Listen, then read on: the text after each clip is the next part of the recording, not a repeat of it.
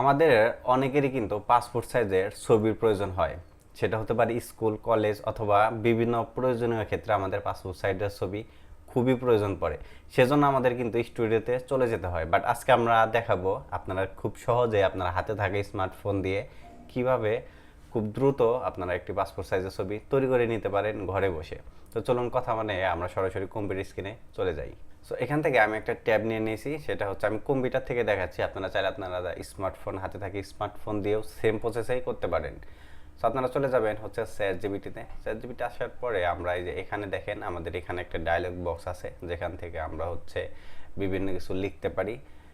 এবং এখানে যদি প্লাস আইকনে যদি আমরা ক্লিক করি তাহলে এখানে আমাদের অনেকগুলো অপশন আছে, যেমন add photo file, add from library, তারপরে ক্রিয়েট ইমেজ, ওয়েব সার্চ, আরও বিভিন্ন ধরনের কিন্তু এখানে লেআউট আছে।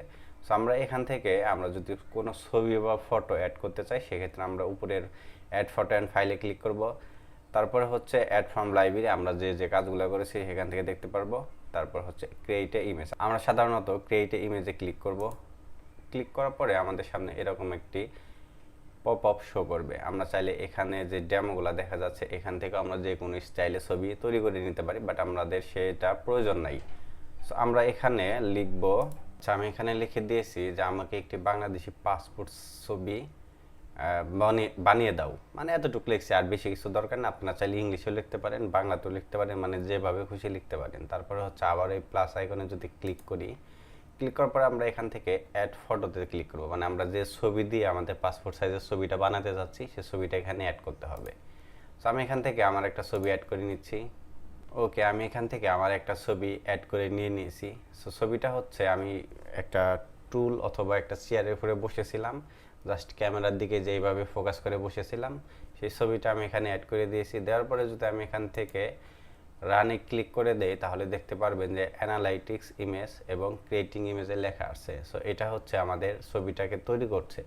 সো আমরা একটা কথা বলতে চাই, আপনি যে কোনো ধরনের ছবি হতে পারে, আপনি একটা জায়গায় দাঁড়িয়ে আছেন, ওয়ালের সাথে দাঁড়িয়ে আছেন, অথবা যে কোনো একটা জায়গায় খোলা জায়গায় দাঁড়িয়ে আছেন, জাস্ট আপনার মুভমেন্ট অ্যান্ড বডি ল্যাঙ্গুয়েজটা ক্যামেরার দিকে যদি থাকে তাহলে আপনি সেই ছবি দ্বারাই আপনি একটা পাসপোর্ট সাইজের ছবি তৈরি করে নিতে পারবেন। জাস্ট শুধু আপনি লিখে দিবেন যে আমি একটা বাংলাদেশি পাসপোর্ট সাইজের ছবি তৈরি করব। দেখেন আমাদের অলরেডি কিন্তু ছবিটা ক্রিয়েট হয়ে গেছে। আমি যে ছবিটা দিয়েছিলাম ছবিটা ছিল এরকম, অ্যান্ড ছবিটা দেখেন আমার এরকমভাবে একদম তৈরি করে দিছে।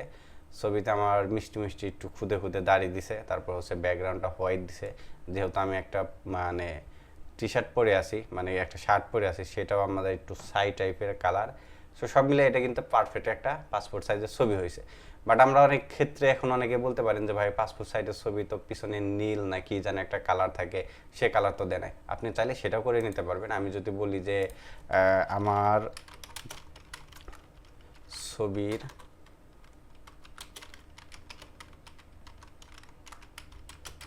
ব্যাকগ্রাউন্ডে নীল কালার করে দাও,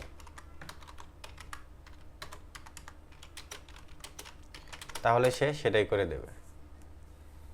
দেখেন আমার এই ছবিটা হচ্ছে এখন হোয়াইট কালার আছে, এবং আমি বললাম যে আমার ছবির ব্যাকগ্রাউন্ডে নীল কালার করে দাও, তাহলে দেখি আমার ছবির ব্যাকগ্রাউন্ডটা আসলে কি নীল কালার করে দেয় নাকি।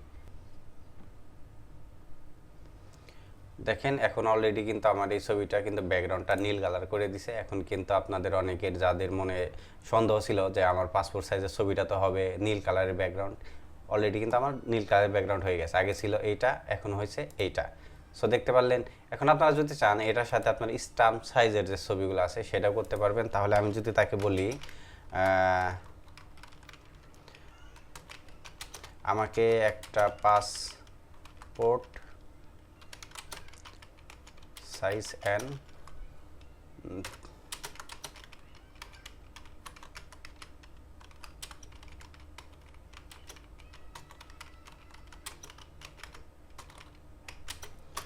তাহলে আমি বলে দিলাম আমাকে একটা পাসপোর্ট সাইজ অ্যান্ড 4টি স্ট্যাম্প সাইজ ছবি দাও।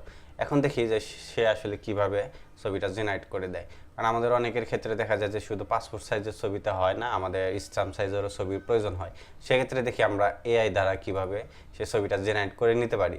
আর এখন কিন্তু বর্তমানে চ্যাট জিপিটি কিন্তু অনেক ভালো ভালো ছবি জেনারেট করে দিচ্ছে, যেটা হচ্ছে আপনার অনেক বেশি উপকারে আসে। তো আশা করি চ্যাট জিপিটি দিয়ে আপনারা যদি ছবি জেনারেট করেন বিফলে যাবেন না। চ্যাট জিপিটি অনেক সুন্দর সুন্দর ছবি জেনারেট করা যায়। সো দেখি এখন আমাদের কি ছবি জেনারেট করে দিচ্ছে। ও অসাধারণ।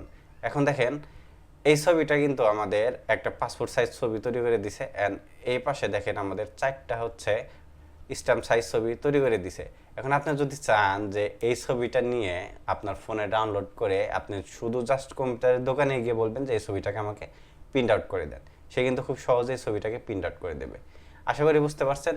সো এই ছিল আজকের ভিডিও। আপনারা চাইলে খুব সহজে একদম পারফেক্টভাবে চ্যাটজিপিটি দিয়ে আপনারা ছবি জেনারেট করে নিতে পারেন, পাসপোর্ট সাইজের ছবি, স্ট্যাম্প সাইজের ছবি, যে কোনো ধরনের ছবি। তো আশা করি ভিডিওটা ভালো লাগছে, আর ভিডিওটা ভালো লেগে থাকলে অবশ্যই চ্যানেলটি সাবস্ক্রাইব করতে ভুলবেন না।